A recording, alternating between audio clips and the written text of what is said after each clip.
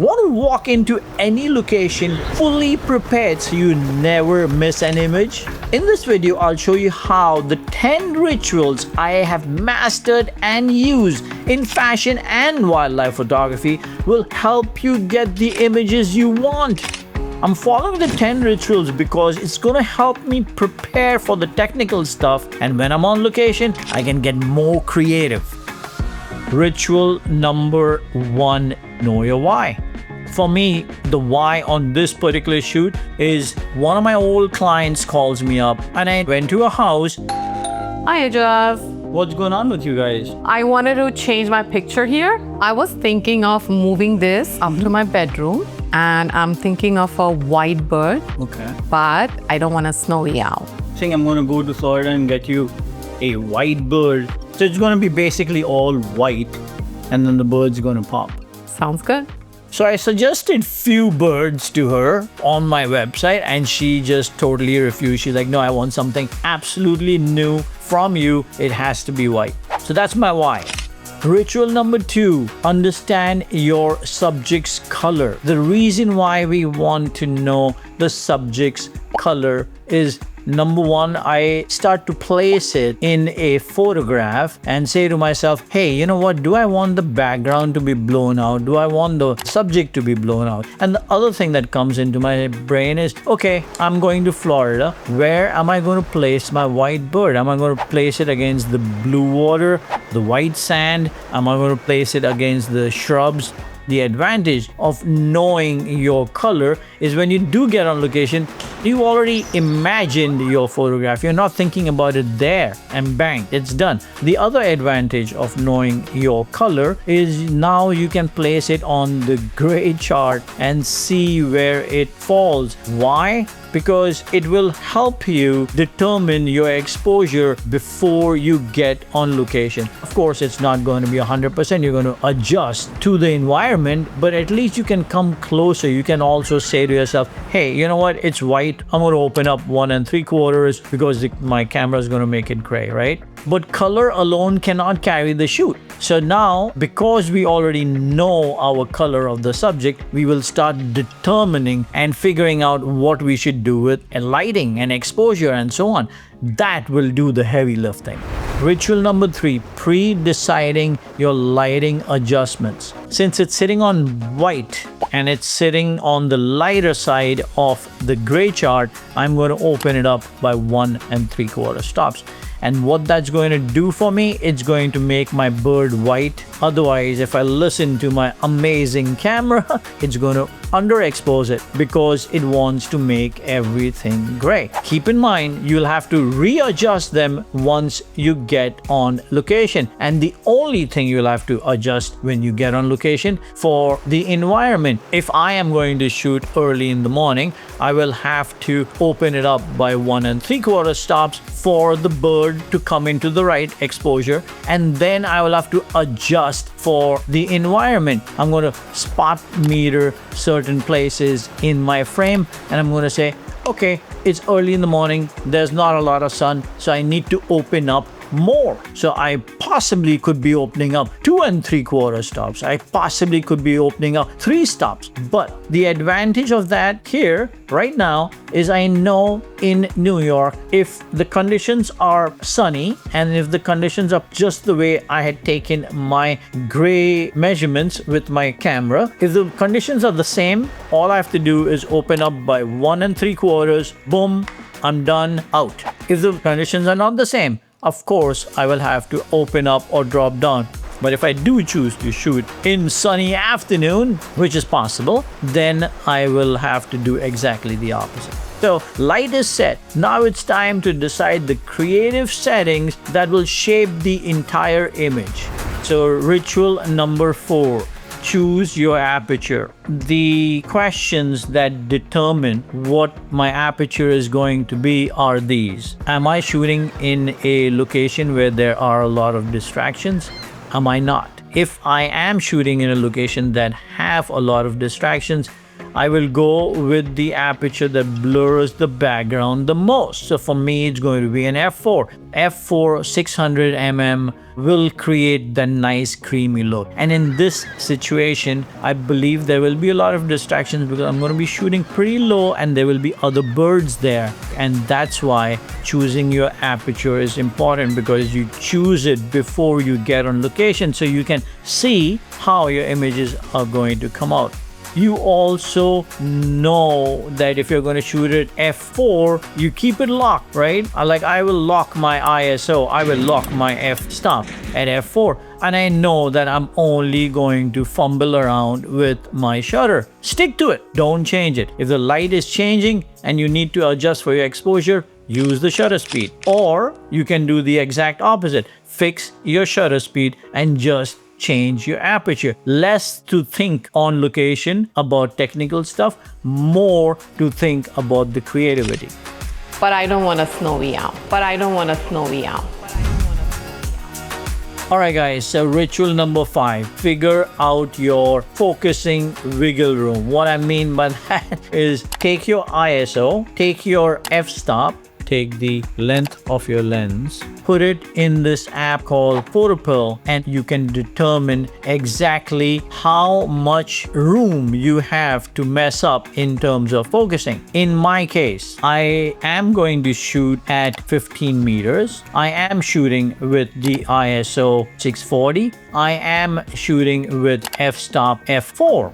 And that is telling me that I have approximately 6 inches of wiggle room. The advantage is that you can determine whether you are a photographer that has control over f4 or whether you are a photographer that needs a little bit more room, like you want f8, because the distance of focusing becomes larger. So if you are not 100% confident about your focusing skills, I would say go to a f-stop that makes you comfortable. If you do this properly, you will know exactly how much distance you have as leeway before you start losing sharpness. Now let's just plan for the most unpredictable element, the subject itself.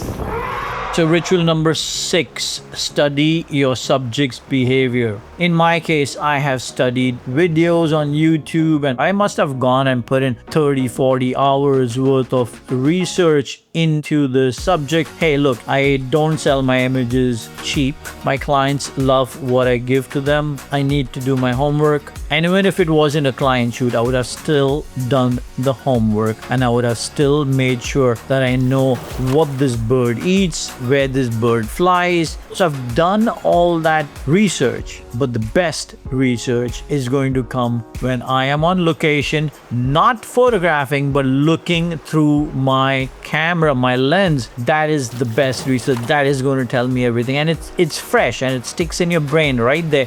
Once you know the subject's behavior, you can start predicting, because when the bird is going to push down a little bit, I know she's going to take off, right? Then I can predict where she's going to land on my frame, and I can put my focusing point there, and bang, I click.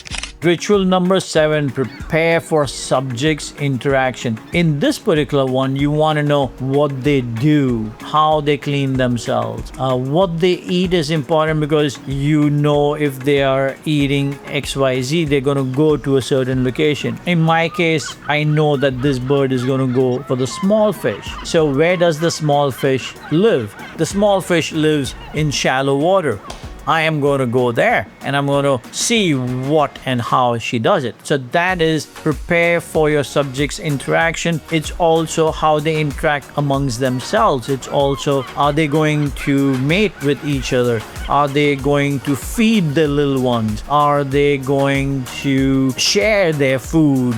That is so important for you to bring something that is memorable, that's different, that's not normally captured by everybody and anybody. Knowing that will help you get the exact moment you want to show your client. Alright guys, so in ritual number 7, you try to figure out what your animal is doing, what your animal is eating, where they're going, what they're doing, how they're doing it. But this way you can predict better, and if you can predict better, then you can put your focusing point so you can get what you want. timing is everything, but without knowing the contrast on and around your subject is going to become a nightmare to focus. Now you can become a better predictor, but even perfect timing can fall apart without one technical critical factor.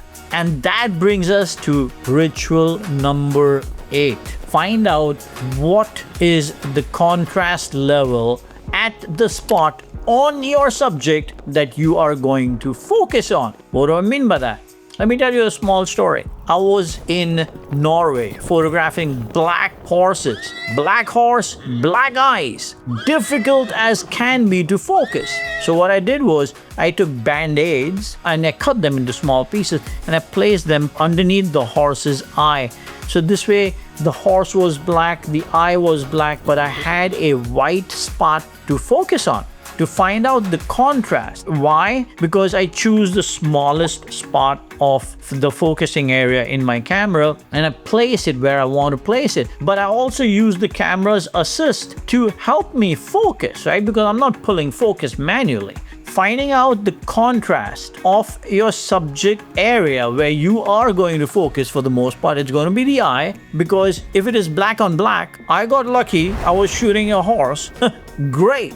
I did the skimmers. I was having a really rough time focusing because it was a black eye with a black face. The thing I used in the black skimmers is the reflection of the water on the bird's eye was helping me focus. So knowing the contrast of your subject's part is going to help you focus better. Once you can nail focus every time, the only thing that's left is keeping up with the action. And that brings us to ritual number 9, refine your reflexes. In this case, for me, I want the bird to spread the wings. So I'm not going pan with the bird. I don't want that shot. I only want the frontal shot. I'm going to place myself in a position where the bird is coming straight at me. The only reflexes I have to improve is this, right? Going up, going down, because the bird's going to go up and down. And the way I did it is this. I take a tennis ball, I throw it up.